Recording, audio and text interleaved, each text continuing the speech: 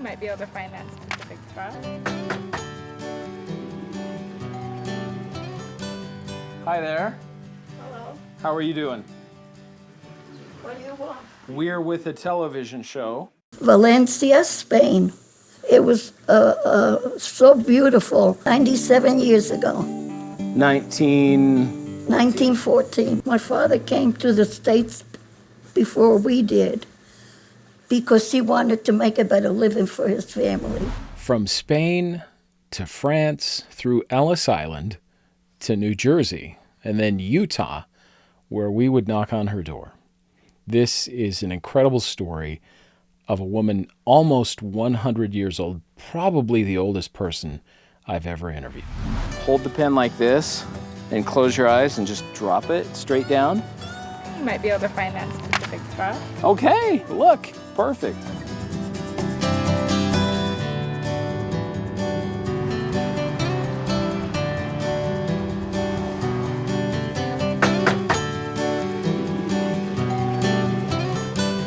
Hi there. Hello. How are you doing? What do you want? We're with a television show.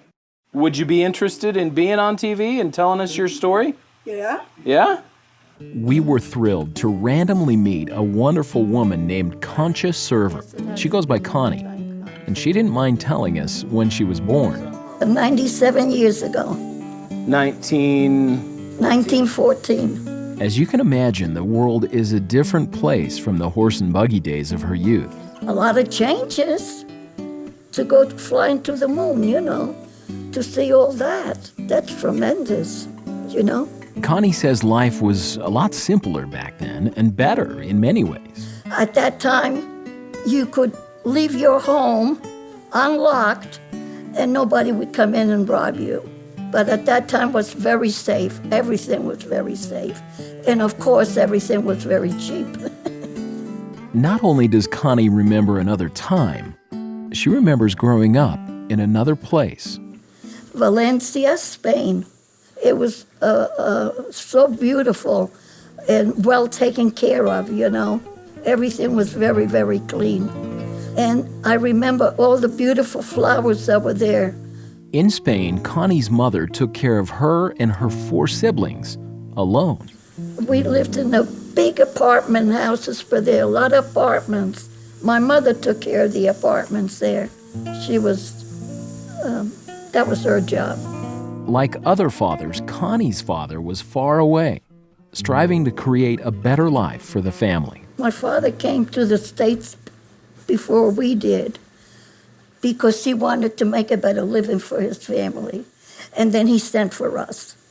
Connie knew the United States was the land of opportunity. This is where you come to have a better living. No place like it. No place like it. It was her childhood dream to come to America. Even though I was 9, I knew that I was coming to a new country. I knew that. And so I was very excited and couldn't even wait to get to the United States. To secure passage, they had to go to another country and then wait 3 years. From Spain, we traveled to France on the train. And my aunt and uncle lived in France, so we stayed with them. And I even went to school in France because we had to wait till the ship was ready. And they let us know that we were embarking to come to the States. Rochambeau, that was the name of the boat I came on. I remember the name. She loved the cruise, but her mother and older sister had a very difficult time. And it was a lot of fun for me, but my mother and my sister, they were in bed all the time. They were sick all the time. But I used to have a lot of fun. I used to play ball. I would run all over the place. It took them nearly 3 weeks to get to America. Reaching the shores of Ellis Island was a famous event of joy and celebration for millions of U.S. immigrants. Well, that was quite an experience when you come into a country, United States of America, that everybody wants to come here. But gaining entrance into America was a far more difficult thing than simply reaching her shores.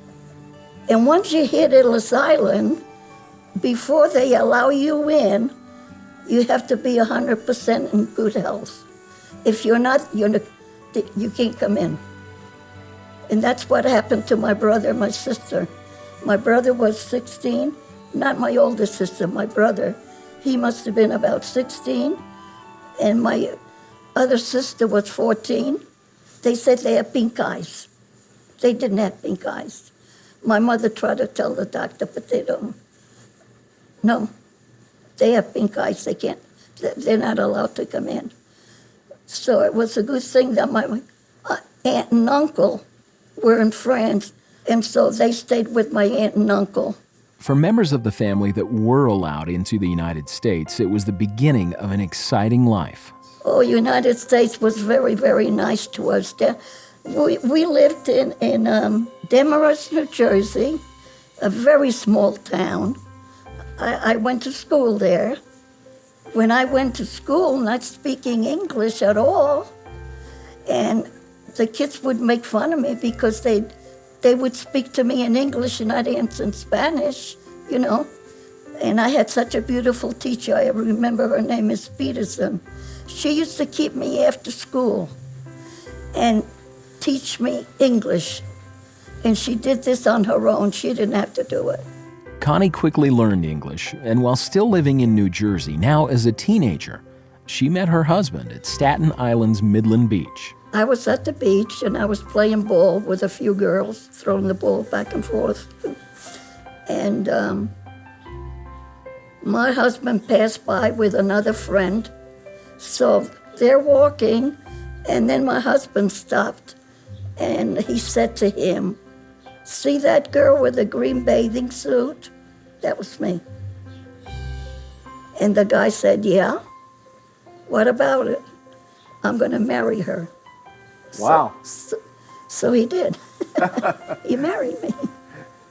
25 years later, a difficult time brought about a long-anticipated reunion. My mother was very ill.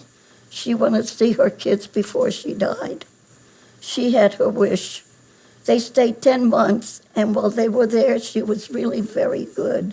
You know, she was happy, overjoyed.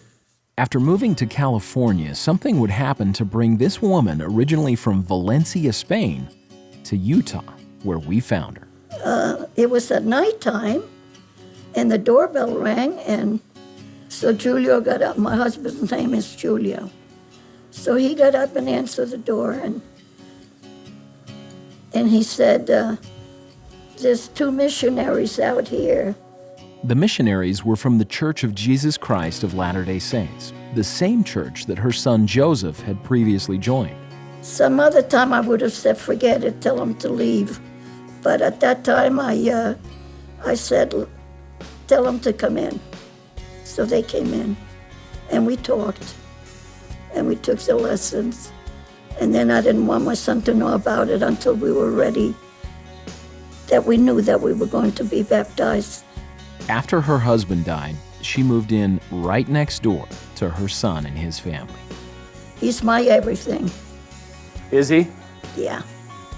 He's my everything. I love him with all my heart. At 97 years old, this amazing woman keeps busy crocheting and serving others. How have you managed to live so long?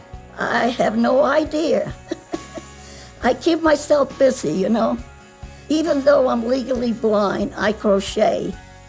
And I have this. I finished this one today. Uh-huh. And I make these pot holders. I give out to everybody. It's a good life. Oh, yeah. Very good life. I'm very happy. It's a good life. She lived a great life. And that is, I think, why she lived so long. Now, I got an invitation to Connie's 100th birthday party. I was excited to attend, but then a few weeks before, I learned that she passed away. So she didn't have that birthday party, but she had, like I said, an incredible life. And we were lucky to be able to meet her randomly like we do with all our stories. If you like this story, please give it a like. follow the page, and we'll keep bringing you more great stories.